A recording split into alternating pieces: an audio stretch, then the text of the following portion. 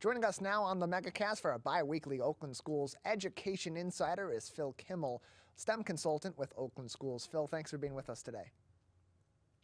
Yeah, thanks for having me. Excited to discuss it with you guys. Yeah, glad to have you on as STEM has become more and more of a focal point in our school systems in the last decade or so, as it continues to become more of a focal point in industries across the board in the U.S. and around the world. So in Oakland Schools, what sort of is the focus at this time on STEM education and evolving that over the past few years into where it needs to be to give kids the best education today? Yeah, so I think it's important to also start off on kind of our role as well and show students and educators that there are ways of modeling our own experiences and showing them that there's a potential for students. So we really focus on learning agility and making sure that students have the ability to be agile learners and can change and navigate the times accordingly. Then I think it's also important to mention that I am part of an awesome STEM team at Oakland Schools. So Lauren Marshalletta and Melanie Hemmert are also working as STEM consultants, and we really love, finding ways of helping educators find innovative ways to engage students. And really, we should probably be called engagement consultants. But to question, STEM's kind of always been around. It traditionally has stood for science, technology, engineering, and math, and it's been here because people have been doing that kind of stuff for a while, but recently it's focusing on that cross-curricular manner. So how do they all coexist? How do they commingle? And then how can we maybe infiltrate ELA classes or social studies classes and do some sneaky STEM?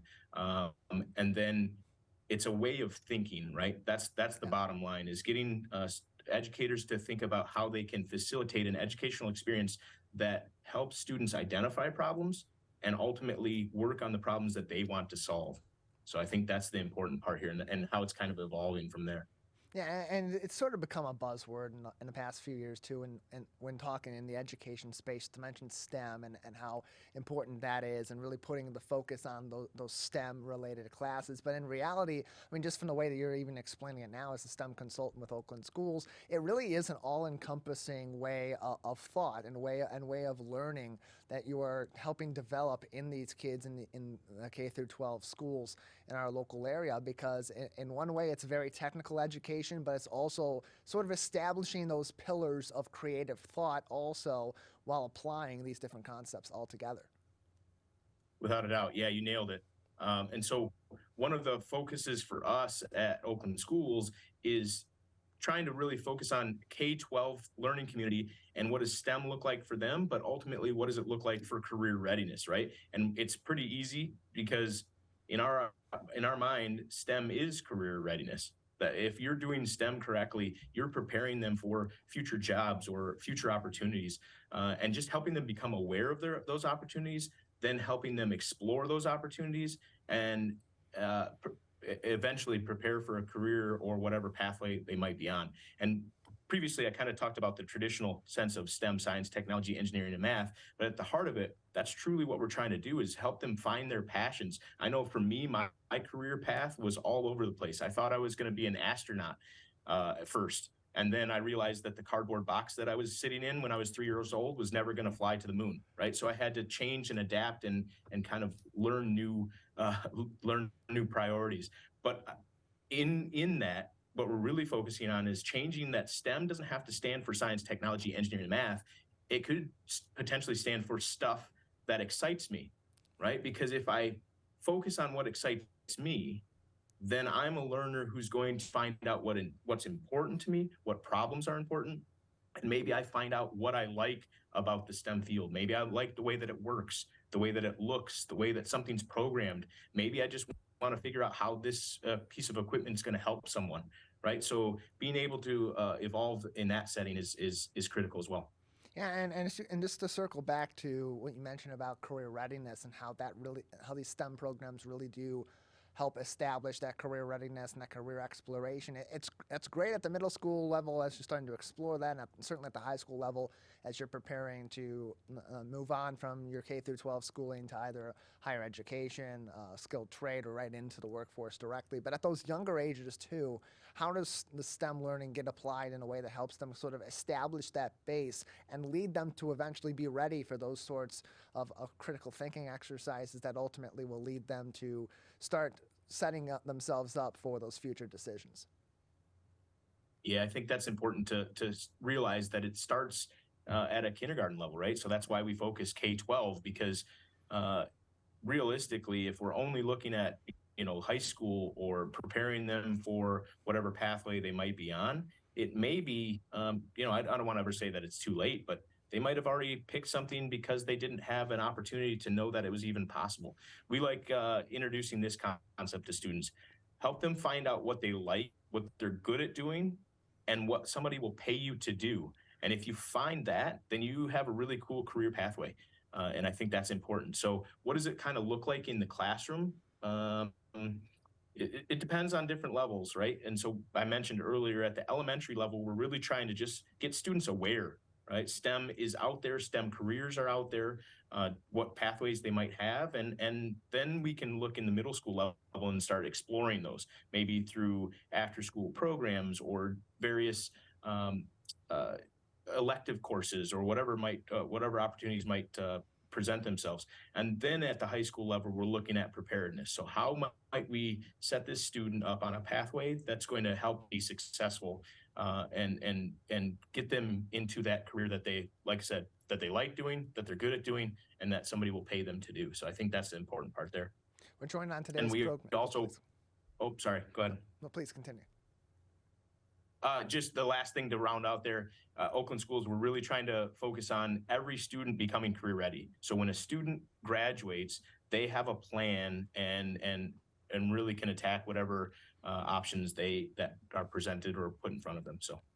We're joined by Phil Kimmel, one of the STEM consultants at Oakland Schools, on today's edition of the Megacast, one of our bi-weekly Oakland Schools Education Insider segments on the Megacast. Join us bi-weekly on Thursdays to learn more about what's going on in Oakland Schools, our local ISD for school districts throughout Oakland County. And Phil, one of the services that is provided in STEM for schools across Oakland County is this really cool investment that Oakland Schools has put in called the STEMI. It's a 1,000 square foot mobile lab. Tell us about that and how that's applied to put some of these concepts of STEM into action in our classrooms and outside of our classrooms across our community.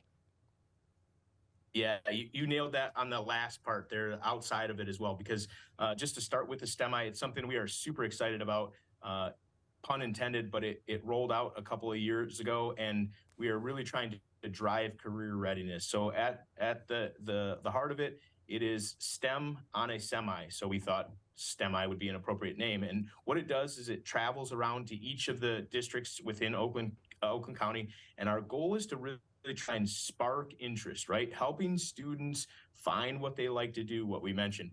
And so this ties directly into what we discussed earlier about finding out what they particularly like. So they get to interact with, at the current time, we have 6 different industry level experiences. So there's the ability to solve problems on collaborative robots. So working with the robots to solve something. Simulation, so both construction simulators and medical simulators. So finding out, do I like what it feels like to operate heavy machinery or perform a surgery? We also have what's called a mixed reality headset, where they get to mix their virtual world with an augmented reality and their real world around them. So they get to design, create, build, and interact in that way. And then another experience that we have on there, self-driving vehicles. Obviously, that's becoming, the now. I wouldn't even say it's the future. It's the now. It's here. We'll just have to get better at it. But it's also not just self-driving or smart vehicles. It's also a smart infrastructure. So how do those cars talk with stop signs, street lights, other vehicles, buildings, the road, right? And they can alter their pathways on that experience. And then the last experience they get to have a chance with is a 3D design studio. So students get to create digital content that actually pops out at them, and so then they can analyze their designs from all different angles.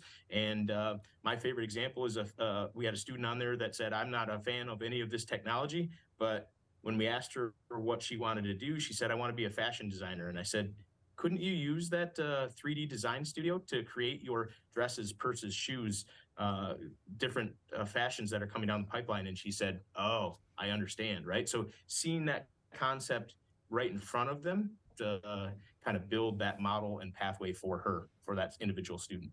That's making those pathways, making those connections, and showing just how these things can apply in so many different areas of interest. Phil, we have to go, but I appreciate your time telling us more about these really interesting projects you have going on, all the great STEM initiatives happening in Oakland schools. You got it. Thanks for having me today.